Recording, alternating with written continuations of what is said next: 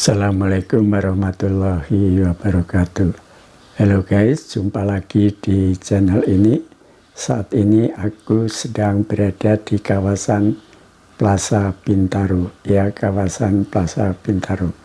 Karena ini adalah ruang terbuka, maka saya akan mengenakan masker demi menjaga kesehatan kita bersama dari situasi pandemi COVID-19.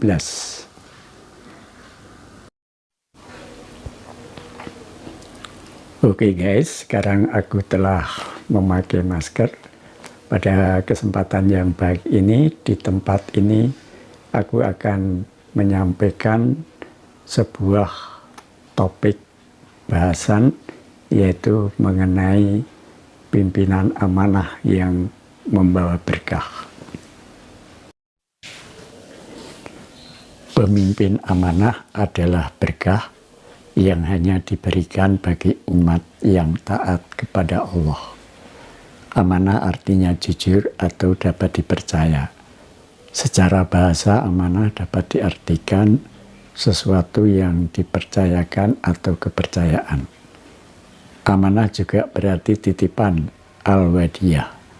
Amanah adalah lawan kata dari khianat. Dan amanah terjadi di atas ketaatan, ibadah, al-wadiyah atau titipan, dan as-sakoh, kepercayaan. Dengan demikian, sikap amanah merupakan sesuatu yang dipercayakan untuk dijaga, dilindungi, dan dilaksanakan dengan baik. Pemimpin yang amanah dan benar-benar membela kepentingan rakyatnya adalah sebuah keberkahan yang hanya diberikan bagi umat yang taat kepada Allah Subhanahu wa Ta'ala. Sebagai contoh, amatlah tidak mungkin sebuah kelompok rampok dipimpin oleh seorang ustadz, kiai, cendekiawan, dan lain-lain. Sebaliknya, apakah mungkin seorang penjahat memimpin kelompok para alim ulama? Jawabannya tegas, tidak.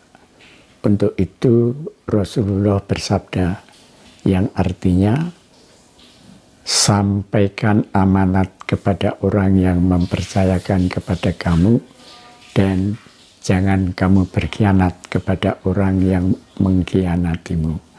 Dengan kata lain, orang menolak kejahatan dengan cara yang baik dari para pengkhianat. Karena itu wajib menyampaikan amanat kepada orang yang dipercaya, agar para pengkhianat tidak menimbulkan kerusakan, mafsadat. Rasulullah juga berpesan agar kita tetap tidak berkhianat meskipun kepada dia sang pengkhianat. Pesan Rasulullah tersebut senada dengan firman Allah, di mana Allah menyuruh kita untuk membalas setiap kejelekan dengan kebaikan. Sebab kebaikan tidak sama dengan kejelekan di mata Allah. Tak jarang seorang pemimpin menjadi cerminan siapa yang dipimpinnya. Menurut Rasulullah SAW, pemimpin yang tidak amanah disebut salah satu ciri khianat segera terjadi. Seperti dalam sebuah hadis dari Abu Hurairah radhiyallahu anhu berkata, tatkala Nabi SAW berada dalam suatu majelis sedang berbicara dengan sahabat, maka datanglah orang Arab Badui dan berkata, kapan terjadi kiamat? Rasulullah SAW terus melanjutkan pembicaraannya. Sebagian sahabat berkata, Rasulullah SAW mendengar apa yang ditanyakan tetapi tidak menyukai apa yang ditanyakannya. Berkata sebagian yang lain, Rasulullah SAW tidak mendengar. Setelah Rasulullah SAW menyelesaikan perkataannya, beliau bertanya, mana yang bertanya tentang kiamat? Berkata orang Badui itu, saya wahai Rasulullah SAW. Rasul berkata, jika amanah disia-siakan, maka tunggulah kiamat. Bertanya orang Badui, bagaimana menyiakannya? Rasulullah SAW menjawab, jika urusan diserahkan kepada yang bukan ahlinya, maka tunggulah kiamat. Hadis riwayat Bukhari. Selanjutnya Rasulullah SAW bersabda, tanda akhir zaman adalah 4. Allah akan mengangkat keberkahan dari bumi, mengangkat kasih sayang dari hati manusia, mengangkat keadilan dari para pemimpin, dan mengangkat rasa malu dari wanita. Hadis riwayat Ahmad. Ada beberapa ciri pemimpin yang tidak amanah dan bisa mengancam kehidupan kaum yang dipimpinnya. Di antaranya pertama, tak memenuhi syarat sebagai seorang pemimpin. Menurut kesepakatan para ulama, syarat seorang pemimpin adalah Islam baligh dan berakal, lelaki mampu kafah, dan sehat anggota badannya. Kedua, pemimpin yang hanya mementingkan dirinya sendiri, keluarga, sahabat, atau kelompoknya sendiri. Ananiyah dan asobiyah. Ketiga, pemimpin yang berbuat sewenang-wenang, khianat, zalim. Ia memimpin hanya untuk meraih kekuasaan, uang, dan mendapat fasilitas dari negara. Rasulullah SAW bersabda, sesungguhnya akan datang di tengah-tengah kalian para pemimpin sesudahku. Mereka menasihati orang di forum-forum dengan penuh hikmah, tetapi jika mereka turun dari mimbar, mereka berlaku culas, hati mereka lebih busuk daripada bangkai. Barang siapa yang membenarkan kebohongan mereka dan membantu kesewenang-wenangan mereka, maka aku bukan lagi golongan mereka, dan mereka bukan golonganku, dan tidak akan dapat masuk telagaku. Barang siapa yang tidak membenarkan kebohongan mereka dan tidak membantu kesewenang-wenangan mereka, maka ia adalah termasuk golonganku, dan aku termasuk golongan mereka, dan mereka akan datang ke telagaku. Hadis riwayat At-Tabrani.